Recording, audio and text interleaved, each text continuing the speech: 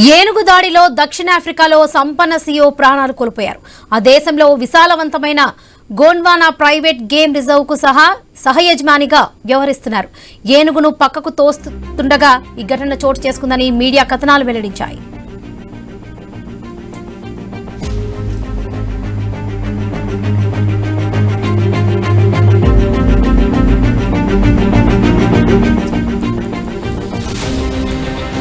Game reserve CO పేరు FC కాన్రాడి. దక్షిణాఫ్రికా eco tourism లో అందరికీ సుపరిచితులు. రోజులాగే కార్యకలాపాలు పరిశీలిస్తుండగా ఈ ఘటన చోటు చేసుకుంది.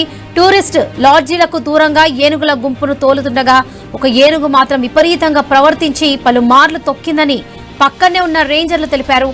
కాన్రాడిని రక్షించేందుకు ప్రయత్నించినా ఫలితం లేకపోయిందని వారు ఆవేదన చెందారు.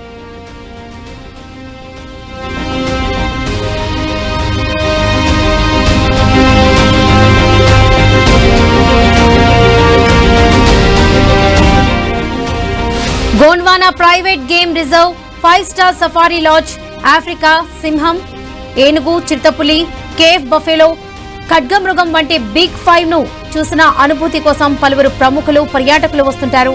కాగా గత ఏడాది కూడా ఈ రిజర్వ్ లో ఇలాంటి ఘటన జరిగింది. సిబ్బంది ఒకరు ఇలాగే ఏనుగు దాడిలో ప్రాణాలు కోల్పోయినట్లుగా సమాచారం. ఇక ఈ వరుస ప్రమాదాలతో ఈ ప్రదేశాల్లో భద్రతా నియమావళిపై ప్రస్తుతం చర్చ మొదలైంది.